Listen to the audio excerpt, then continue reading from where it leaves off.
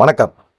பாமகல இன்னும் பிரச்சனை ஓஞ்ச மாதிரியே தெரியல. சமீபத்தில் கொஞ்சம் பிரச்சனை ஓஞ்சுது. ராமதாஸ்ட்ட ஆடிட்டர் குருமூர்த்தி, சைதை துரைசாமி இவங்கெல்லாம் பேச்சுவார்த்தை நடத்துனாங்க. ராமதாஸ், அன்புமணி ராமதாஸ் முத்தல் அந்த மோதல் ரொம்ப முத்திக்கிட்டே போயிட்டே இருக்குது.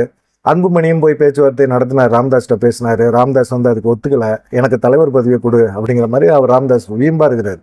நான் நிறுவனர் தலைவர் அப்படிங்கிற பதவியில நான் இருப்பேன், கொஞ்ச நாள் கொடு அப்படிங்கிற மாதிரி அன்புமணிகிட்ட தூது விட்டார். ஆடிட்டர் குருமூர்த்தி மூலமா தூது விட்டாரு. ஆடிட்டர் குருமூர்த்தி ராமதாஸை சந்திக்கிறதுக்கு முன்னாடி அன்புமணியை சந்திச்சு பேச்சுவார்த்தையெல்லாம் நடத்தினார். அதே போல பார்த்தீங்கன்னா ராமதாஸ் சந்திச்சு பேசும்போது அன்புமணிகிட்ட சொல்லுங்க, நான் கொஞ்ச நாளைக்கு நான் தலைவர் பதவியில் இருப்பேன், தலைவர் பதவியாக தொடருவேன், நான் தான் முடிவெடுக்கிற அதிகாரம் எனக்கு தான் இருக்கு அப்படிங்கிற மாதிரி சொன்னார். இதை ஆடிட்டர் குருமூர்த்தி அன்புமணிகிட்டையும் பேசிட்டார். அன்புமணிகிட்ட பேசும்போது அவர் கண்டிப்பாக திருப்பி தரமாட்டார். அவருக்கு இப்போதைக்கு தலைவர் பதவியும் தேவையில்லை, வயசாயிருச்சு. அவரால் வெளியே போய் சுற்றுப்பயணம் செஞ்சு ஒரு மக்களை திரட்டுறது, போகிறது வர்றது எதுவுமே அவர்கிட்ட கிடையாது. அவர் உட்காந்து அரசியல் பண்ணணும்னு நினைக்கிறாரு, அதுக்கு நிறுவனர் இருக்கிறதே போதும் அப்படிங்கிற மாதிரி சொல்லும்போது ராமதாஸ் தரப்புல இருந்து என்ன சொல்கிறாங்க அப்படின்னா, கண்டிப்பாக அவர் சொல்கிறத தலைவர்கள் கேட்கணும். ஏற்கனவே இருந்த தலைவர்கள் எல்லாமே அப்படி தான் கேட்டாங்க. ஜி.கே. மணி எல்லாம் ராமதாஸ் என்ன சொல்கிறாரோ அதை தான் செஞ்சார். அவர் தலைவராக தான் தொடருவார், ஆனால் ராமதாஸ் தான் பின்னாடி இருந்து இயக்குவார். ஆனால் அப்படி இருந்த மாதிரி அன்புமணினால இருக்க முடியல. கட்சியை ஒரு வளர்ச்சி பாதையை கொண்டு போகணும் அப்படிங்கிற ஒரு எண்ணத்தில் இருக்கிறார். அவர் இப்போ இந்த வன்னியர் சங்க மாநாடு நடத்தினார். அதில் மிகப்பெரிய அளவில் பிரம்மாண்டமாக ஒரு காடுவெட்டி குரு இருந்தால் எப்படி பண்ணுவாரோ அதே போல் பண்ணார். அதெல்லாம் பார்க்கும்போது ராமதாஸுக்கு நம்ம அந்த இடத்துல இருக்கணும், நம்ம தலைவராக இருக்கணும், நம்ம தலைவராக இருந்து பேசணும் அப்படிங்கிற மாதிரி ஒரு எண்ணம் தான் அவருக்கு இருக்குது. செயல் தலைவராக நீ இருந்துக்க அப்படின்னு ராமதாஸ் சொல்கிறாரு. தலைவர் பதவியை விட்டு கொடுக்க மாட்டேன்னு அன்புமணி சொல்கிறாரு. பொதுக்குழு மூலமாக தேர்ந்தெடுக்கப்பட்டவன் நான், தலைவருங்கிறது அந்த பொதுக்குழு மூலமாக தீர்மானிக்கப்பட்டது, நீங்கள் எனக்கு கொடுக்கல அப்படிங்கிற மாதிரி அவர் சொல்லிட்டார். பதவிகள் எல்லாமே பொதுக்குழு மூலமாக தீர்மானம் பண்ணி பொதுக்குழு உறுப்பினர்களால் போடப்பட்டது அப்படின்னு சொன்னதான் ராமதாஸுக்கு ரொம்ப இதாகிடுச்சு. இப்போ தலைவர் பதவி மேலே அவர் குறி வச்சிருக்கிறார். முகுந்தனுக்கு ஒரு பதவி கொடுக்கணும்னு சொல்லும் போதே இளைஞரணி தலைவர் பதவியிலேருந்து அவர் விலகிட்டார். கையெழுத்த போட்டு கொடுத்துட்டு நீங்கள் ஒற்றுமையாக இருங்க அப்படின்னு சொல்லிட்டாங்க. அதோட ராமதாஸோட மகள்களுக்கும் அப்படி தான், கவிதாவும் சரி காந்தியும் சரி, அவங்க ரெண்டு பேருமே சொல்கிற ஒரு விஷயம் என்னன்னா, ஐயாவும் தம்பியும் ஒற்றுமையாக இருக்கணும், அது போதும், எங்களுக்கு இவ்வளோ பெரிய பிரச்சனை வரும்னு எங்களுக்கு தெரியல அப்படிங்கிற மாதிரி அவங்க பேச ஆரம்பிக்கிறாங்க. இதே சமயத்தில் பார்த்தீங்கன்னா வன்னியர் சங்க தலைவர் அருள்மொழி, அப்புறம் தீரன், இவங்க எல்லாருமே பார்த்தீங்கன்னா ராமதாஸ்கிட்ட பேசுகிறாங்க, அன்புமணிகிட்டையும் பேசுகிறாங்க, ஜி.கே. மணியும் பேசுகிறாரு. இதில் குறிப்பாக பார்த்தீங்கன்னா வழக்கறிஞர் பாலு, அவர் கட்சிக்காக நிறைய விஷயங்கள் நீதிமன்றத்தில் வாதிட்டு இருக்காரு. அவரை இன்னைக்கு நீக்கியிருக்காரு. பாமகல வக்கீல் சமூக நீதி பேரவையிலேருந்து புதிய தலைவராக பாலுவை நீக்கிட்டு புதிய தலைவராக கோபு அப்படிங்கிறவர் இது பண்ணியிருக்கிறாரு, ராமதாஸ் போட்டிருக்கிறாரு. இதெல்லாம் பார்க்கும்போது என்ன அவருக்கு இப்படி ஒரு இது பண்ணிகிட்டே இருக்கிறார், கட்சியை வச்சு ஒரு கேம் விளாட்றாரா, இவர் மிரட்டி பார்க்குறாரா, அன்புமணியை ஒரு மாதிரி மிரட்டுறாரோ? ராமதாஸுக்கு உண்மையிலே கட்சிக்குள்ள ஆதரவு இருக்குதா அப்படின்னு கேட்டிங்கன்னா கட்சிக்குள்ளேயும் ஆதரவு இல்லை. அவர் கூட்டின மாவட்ட செயலர் கூட்டம், தலைவர்கள் கூட்டம் எதுலையுமே நிர்வாகிகள் பெருசாக கலந்துக்கல. அன்புமணி சொல்லி தான் கலந்துக்கல அப்படிங்கிற மாதிரி ஒரு அதிரடியாக போட்டார். உண்மையிலே அன்புமணி சொன்னார், அவர் சும்மா கூப்பிட்டு வச்சுட்டு சும்மா தொண்ணு ஏதாவது ஒன்று பேசிகிட்டு இருப்பார், என்னை கும்பலை பார்த்தோன்னே என்னை அடிப்படை உறுப்பினர் நீக்கிறதுக்கு பார்க்குறாரு அப்படிங்கிற மாதிரி அன்புமணி பேசினார்னு இவரே சொல்கிறாரு. சரி, அதுக்காக அன்புமணி சொல்லியிருக்கலாம், சொன்னார் அப்படின்னு கூட வச்சுக்கிட்டா கூட அவர் தலைவர், அவர் தலைவர் சொல்கிறது தான் கட்சியில் இருக்கிற நிர்வாகிகள் கேட்டே ஆகணும். நிறுவனர் சொல்கிறத கேட்கணுங்கிற அவசியமே கிடையாது. தலைவர் சொன்னார், அதனால நாங்கள் வரல, அவ்வளோதான். ஆனால் உண்மையிலேயே பாமக இருக்கிற கட்சியில் இருக்கிற நிர்வாகிகளும் சரி, முக்கியமான தலைவர்களும் சரி அன்புமணியை ஆதரிக்கிறாங்க. ஏன்னா புதிய தலைமுறைக்கு அவர் கொண்டு போகிறது அவர் தான் கொண்டு போக முடியும். ராமதாஸ் மேலே மதிப்பு இருக்குது, மரியாதை இருக்குது. கட்சியில் இருக்கிற எல்லாருமே அவர் சொல்கிறத கேட்பாங்க. அவர் குலசாமின்னு நினச்சிக்குவாங்க. ஏன் இந்த அன்புமணி ராமதாஸை சொல்கிறாரு, அவர் தான் எங்கள் குலசாமி, அவருடைய கொள்கை கோட்பாடுகளை நான் இந்த சமுதாய மக்கள்கிட்ட கொண்டு போய் சேர்ப்பேன்னு அவரே பேசுகிறாரு. அப்படி இருக்கும்போது ராமதாஸ் ஏன் விட்டு கொடுத்து போக மாட்டேங்கிறாரு? இது உண்மையிலேயே கட்சி தலைவர் பதவி வேணும் அப்படின்னம்மா ஏதோ ஒரு டீலு, வேற டீலு தான், அந்த டீலுக்காக தான் இப்போ அப்பா மகனும் அடிச்சுக்கிறாங்க அப்படின்னு சொல்லி அன்புமணியும் தேவையில்லாமல் அவரையும் கொண்டு போய் இது பண்ணுறாங்க.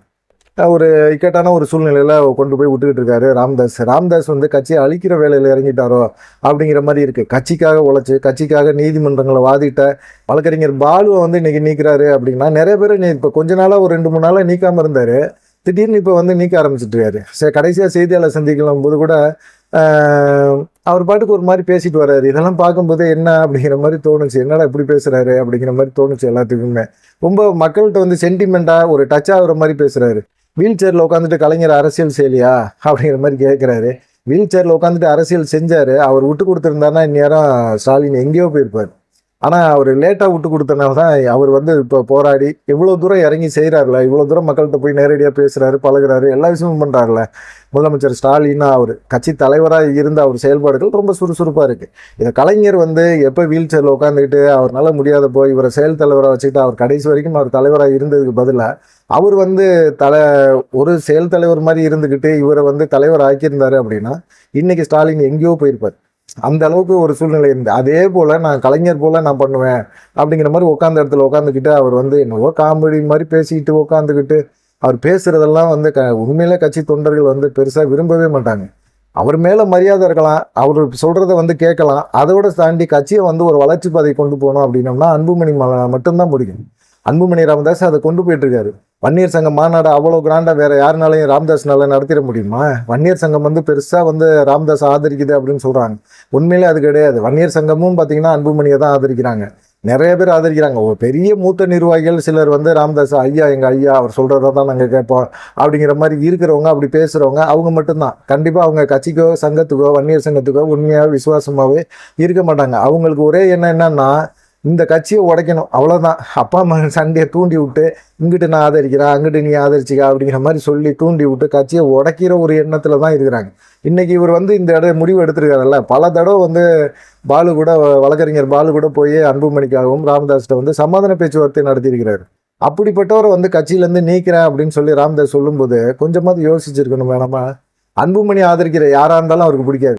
எல்லாத்தையும் கட்சியை விட்டு தூக்கு, முகுந்தனுக்கு கொண்டாந்து ஒரு முக்கியமான பதவியை கொடு, துணைத் தலைவர் பதவியை கொடு. இப்போ அது இளைஞரணி பதவியிலேருந்து போயிட்டு துணைத் தலைவர் பதவியை அவர் கொடுக்கணுமா? இவர் தலைவரா, அவர் துணைத் தலைவரா, முகுந்தன் துணைத் தலைவரா, இப்படி கொண்டு போறாரு ராமதாஸ். இப்படி கொண்டு போகணும்னு நினைக்கிறாரு. இது வந்து கட்சியோட வளர்ச்சிக்கு முக்கியம், ரொம்ப ரொம்ப கீழ்மட்டத்துக்கு போயிடும். சட்டமன்ற தேர்தல் நெருங்கிட்டு இருக்க சமயத்துல கட்சியை அழிக்கிறது இல்லாம இவர் தான் குடும்பத்துக்குள்ளேயே ஒரு செய்வனை பண்ண மாதிரி பண்ணிட்டு இருக்கிறாரு அப்படிங்கிற மாதிரி எல்லாத்துக்குமே ஆதங்கமா இருக்கு. இதுக்கு ஒரு முடிவு கட்டணும். கண்டிப்பா இது அன்புமணினால மட்டும்தான் முடியும். இதுக்கு எப்படி முடிவு கட்டுறது அப்படின்னா அவர் நிறுவனராக தான் இருக்கணும். அவர் வந்து பொதுக்குழுவில் கூட்டி அவருக்கு வந்து சொல்றதை நம்ம கேட்போம், அவ்வளவுதான். மற்றபடி அவருக்கு எந்த அதிகாரமும் இல்லைன்னு ஒரு சூழ்நிலையை உருவாக்கணும். இவ்வளவு நாள் அன்புமணி பொறுத்து பார்த்துட்டார். எவ்வளவோ பேர்கிட்ட சமாதான பேச்சுவார்த்தையெல்லாம் நடத்திட்டார். ஆடிட்டர் குருமூர்த்திகிட்ட பேச்சுவார்த்தை நடத்தினாரு, சைதை துரைசாமிகிட்ட பேச்சுவார்த்தை நடத்தினாரு. அப்புறமா வன்னியர் சங்க தலைவர்கள் எல்லாமே போய் ராமதாஸ்கிட்ட பேசுறாங்க. யாரு பேசினாலுமே அவர் கேட்கறது இல்லை. அப்படின்னா இந்த கட்சியை வந்து ஒரு வளர்ச்சி பாதை கொண்டு போறதுக்கு என்ன பண்ண முடியும் அப்படிங்கிற ஒரு எண்ணம் வரும்ல. அடுத்த கட்டத்துக்கு இந்த கட்சியை நகர்த்தணும் அப்படின்னம்னா அன்புமணி கையில பொறுப்பை ஒப்படைச்சாச்சு. நீ வீட்டில் இருக்க வேண்டியது தானே. ராமதாஸ் அப்படிதான், நீங்க வீட்டுக்குள்ளே இருங்க, கேட்டுக்குள்ளேயே இருங்க, எங்கேயும் வெளியே வராதிங்க, யாரையும் பார்க்காதீங்கன்னு என்னை கட்டுப்படுத்தலாம் அப்படின்னா அதுதான் உண்மை. இப்போ இவ்வளவு தூரம் பேசி என்ன பண்ணிட்டீங்க? பெருசா கட்சிக்காக ஏதாவது பண்ணிட்டீங்களா? வளர்த்து வச்ச கட்சியை கண்ணா புண்ணான்னு உடைக்கிறார். ஆசை, அந்த ஆசை தான் வந்து இப்போ வந்து பெருசா பேசப்படுது.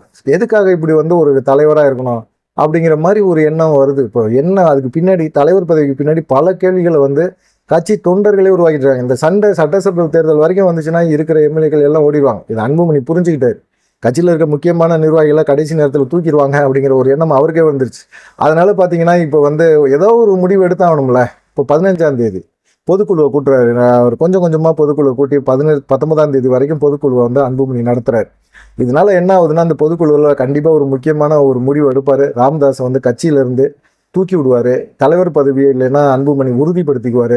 கட்சி நிர்வாகிகளை வந்து இவரை ராமதாஸ் வந்து மாத்துறது போறது வர்றது எதுவுமே வந்து செல்லாது அப்படிங்கிற ஒரு அறிவிப்பும் கூட கண்டிப்பாக வெளிவரும். ஏன்னா இது வரைக்குமே சமாதானமாயிருப்பார். சமாதானமாகி இப்போ வந்து ஒரு நல்ல ஒரு அறிவிப்பை இன்னைக்கு விடுவார் அப்படிங்கிற மாதிரி என்ன இருக்கும்போது திடீர்னு கட்சியில் இருக்க வழக்கறிஞர் பாலுவை வந்து நிப்பாட்டுறாரு அப்படின்னா ராமதாஸ் வந்து ஏதோ ஒரு விஷயத்த வந்து மைண்டில் வச்சுட்டு செயல்படுறாரு. அன்புமணியை தலைவர் பதவியிலேருந்து தூக்குற வரைக்கும் அவர் தூங்க மாட்டார் போல இருக்கு அப்படிங்கிற மாதிரி தான் தொண்டர்கள் பேச ஆரம்பிக்கிறாங்க. ராமதாஸ்க்கு வந்து கட்சியில் இருக்கிற வன்னியர் சங்கத்தில் இருக்கிற முக்கியமான நிர்வாகிகள் எல்லாருமே அவரை மதிக்கிறாங்க, அவர் மேலே மரியாதை வச்சிருக்கிறாங்க. அந்த மரியாதை கட்சியை அடுத்த கட்டத்துக்கு கொண்டு போகாது அப்படிங்கிறது நல்லா தெளிவாக தெரியுது. அதனால அன்புமணி தான் கொண்டு போக முடியும் அப்படிங்கிறத உறுதியாக நம்புறாங்க. அப்படி நம்புறவங்களுக்கு வழியை விட்டு ராமதாஸ் ஒதுங்கி நிற்கிறது நல்லது. இப்படி வந்து தேவையில்லாத பஞ்சாயத்து பண்ணுறது அவருக்கும் நல்லதில்லை, அவரை சார்ந்த குடும்பத்தினருக்கும் நல்லது கிடையாது. குடும்பத்துக்குள்ளே மிகப்பெரிய ஒரு பஞ்சாயத்து கிளம்பிடும் அப்படிங்கிறது தான். இவர் என்ன நினைக்கிறாரு அப்படின்னா நம்ம வைக்கிறதான்ப்பா சட்டம், நம்ம சொல்றதான்ப்பா சட்டம், அதை யாரா இருந்தாலும் கேட்டுதான் ஆகணும் அப்படின்னு நினைக்கிறாரு. அவர் வாழ்ந்த காலகட்டம் வேற, இன்னைக்கு இருக்க சமுதாய மாற்றங்கள் வேற. இளைஞர்கள் வந்து இன்னைக்கு ராமதாஸ் சொல்றதோட அன்புமணி ராமதாஸ் சொல்றத கேட்கறதுக்கு தயாரா இருக்கிறாங்க. ஆனால் அந்த காலத்தில் இருந்தாங்கல்ல, ராமதாஸ் கூட சேர்ந்து பயணம் பண்ணி கட்சியை வளர்க்குறதுக்கு முயற்சி பண்ணாங்களா, அவங்க வேணால் ராமதாஸை ஆதரிக்கலாம். இன்னைக்கு வன்னியர் சங்கத்தில் இருக்கிற இளைஞர்கள் எல்லாமே பார்த்தீங்கன்னா அன்புமணிக்கு ஆதரவான ஒரு மனநிலையில் இருக்கிறாங்க அப்படிங்கிறது தான் உண்மை. இதை புரிஞ்சுக்க மாட்டேங்கிறாரு. எவ்வளவோ அட்வைஸ் எல்லாருமே பண்ணிட்டாங்க, ஆனால் கேட்க மாட்டேங்கிறார் ராமதாஸே. தொடர்ந்து வந்து கட்சியில் இருக்கவங்கள நீக்கிறேன் அப்படின்னு சொல்லிட்டு புதுசாக ஆட்களை போட்டுக்கிட்டு இருக்காரு. இது அவ்வளவு சரிப்பட்டு வராது. அதுக்காக தான் அன்புமணி சீக்கிரமாக வந்து ஒரு பொதுக்குழுவை கூட்டுறாரு அப்படிங்கிற மாதிரி சொல்கிறாங்க. நீங்கள் என்ன நினைக்கிறீங்க ராமதாஸோட இந்த போக்கை பற்றி அப்படின்னு சொல்லி மறக்காமல் கமெண்ட் பண்ணுங்கள். நன்றி, வணக்கம்.